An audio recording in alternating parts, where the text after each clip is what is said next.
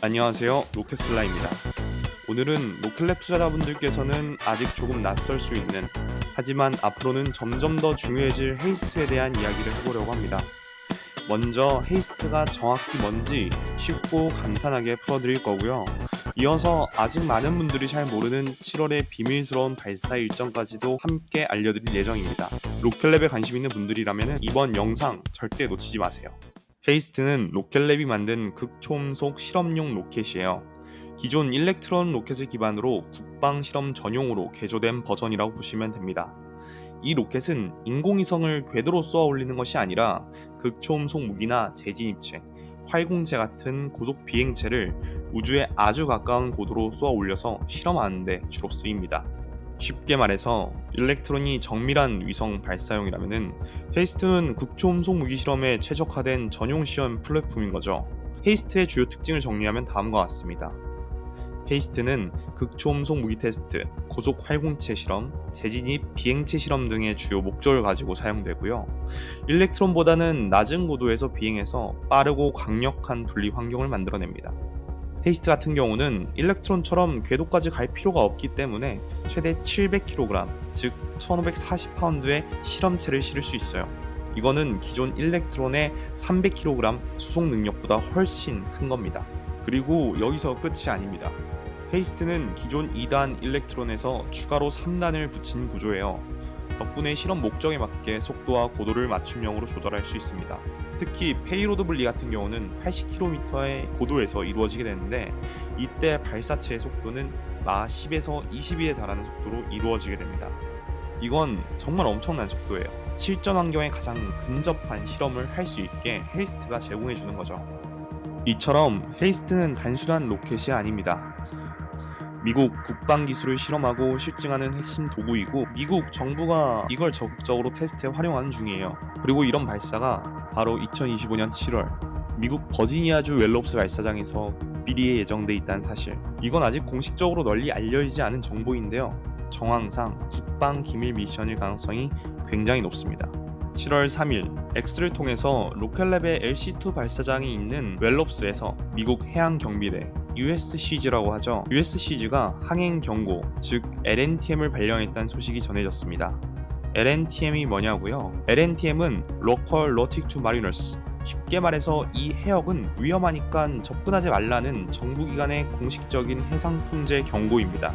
그런데 말입니다, 이 LNTM이 발령됐다는 것은 단순한 정보가 아니에요. 웰롭스에서 진행되는 발사 중에 특히 헤이스트와 같은 국방 기밀 미션은 아주 독특한 통제 절차를 따르게 됩니다. 보통 이런 식인 거죠.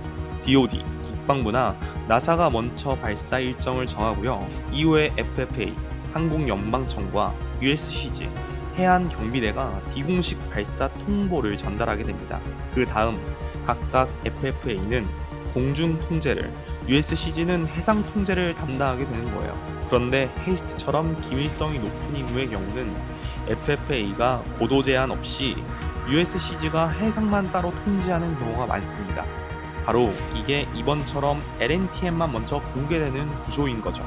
참고로 로켓슬라가 이번에 분석한 자료는요, 국방부가 해안경비대에 발사 통보한 이후 USCG가 공식적으로 해안위험구역을 설정한 문서, 바로 이 LNTM입니다. 그럼 이번에 공개된 LNTM에는 어떠한 내용이 담겨져 있을까요? 이번에 공개된 LNTM에는 발사 시점, 예비 발사창, 해상위험구역이 상세하게 표시되어 있습니다. 발사 시점부터 살펴보자면 7월 11일 저녁 7시 45분부터 다음날 새벽 1시까지 미 동부 시간 기준으로 표현되어 있고요. 한국 시간으로 바꿔보자면 7월 12일 오전 8시 45분부터 약 5시간 정도가 주요 발사창이 되게 됩니다. 예비 발사창 같은 경우도 7월 12일부터 18일까지 매일 동일한 시간대에 발사 가능성이 열려 있습니다. 사실 이번 LNTM에서 가장 핵심적인 부분은 해상위험구역입니다. 존 A부터 존 C까지 나눠서 표현되어 있고요. 존 A 같은 경우는 발사 직후에 낙하물 영향권에 있는 웰롭스 앞바다를 표현해 놨습니다. 존 C가 조금 특이한데요, 최장거리 낙하 지점을 표현해 놨는데 그 길이가 무려 2000km 해역까지 연장되어 있습니다. 이거는 평범한 LNTM이라고 볼 수 없는 부분이죠. 이와 비슷한 상황이 지난 6월에도 있었었죠. 6월 5일부터 11일 사이에 FAA의 노텀이 발령되면서 많은 투자자분들이 헤이스트의 발사가 임박한 거 아니냐는 기대를 가졌었는데요. 결국 발사됐던 거는 나사의 사운딩 로켓이었습니다. 당시 노텀은 항공 통제 중심의 자료였던 반면에 이번 7월에는 완전히 다른 LNTM이 먼저 발행된 거죠. 이 두 자료의 차이는 굉장히 중요합니다. 노텀은 하늘을 통제하는 자료고요.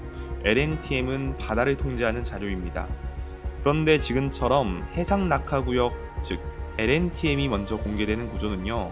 바로 헤이스트 발사처럼 고속 비행체나 극초음속 실험이 수반되는 임무에서만 등장하게 됩니다.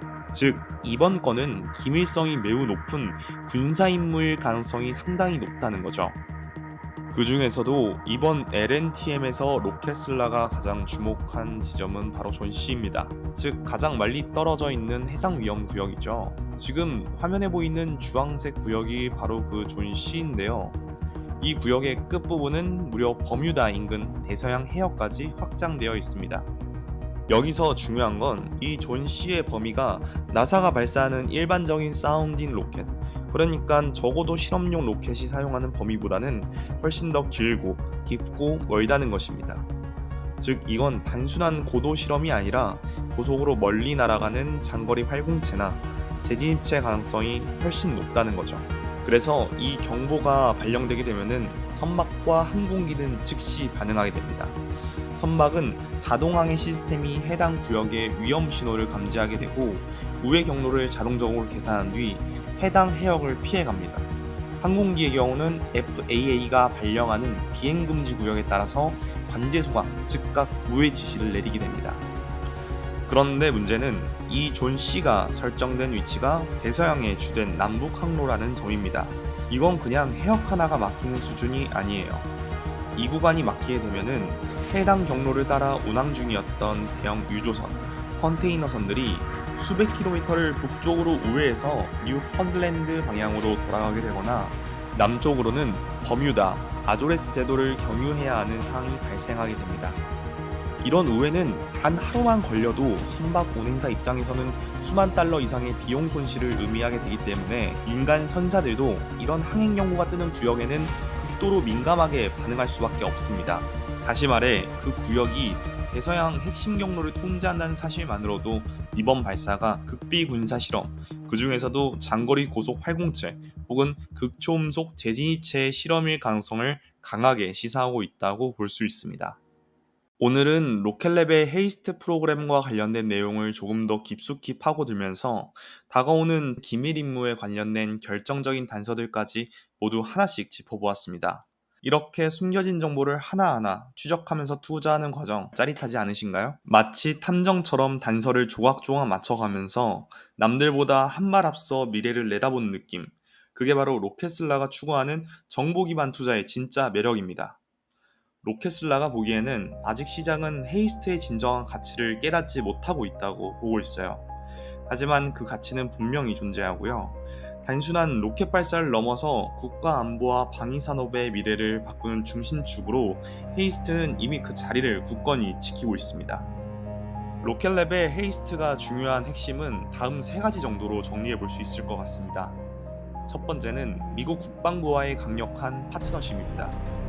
헤이스트는 국방혁신 유닛, 미사일 방어청 등 미국 국방핵심 기관들과 긴밀하게 연결된 실험 플랫폼입니다. 두 번째는 헤이스트가 미국 극초음속 실험에서 최전선에 있다는 점인 거죠. 매치 TV 프로그램에서 헤이스트는 웨이도스, 크레토스, 하이퍼소닉 같은 방산 거물들과 함께 가장 중요한 기술 실증 임무를 수행하고 있습니다. 마지막 세 번째는 헤이스트가 골든돔 프로젝트와 직접적인 연결성이 있다는 점입니다. 트럼프 대통령이 추진하는 차세대 미사일 방어 체계인 골든돔의 총괄 기관이 바로 MDA, 미사일 방어청이죠. 그리고 매치TV에 참여한 기업들이 곧 골든돔의 핵심 공급망으로 편입될 것이라는 것은 이제 업계 공공연한 비밀입니다.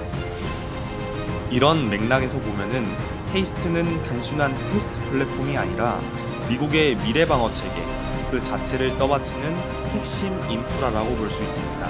이 숨겨진 가치가 시장에서 온전히 드러난 날에 로켓랩의 기업 가치는 반드시 재평가될 것입니다. 오늘 컨텐츠는 어떠셨나요? 보다 구체적인 분석과 자료는 로켓슬라 네이버 프리미엄 콘텐츠에서 더 깊이 있게 확인하실 수 있습니다. 오늘도 로켓슬라 유튜브 콘텐츠를 시청해주셔서 감사합니다.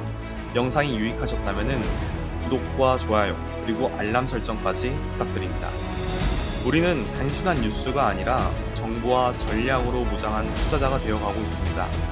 다음 영상에서도 로켓슬라는 더 강력한 인사이트로 찾아오도록 하겠습니다. 감사합니다.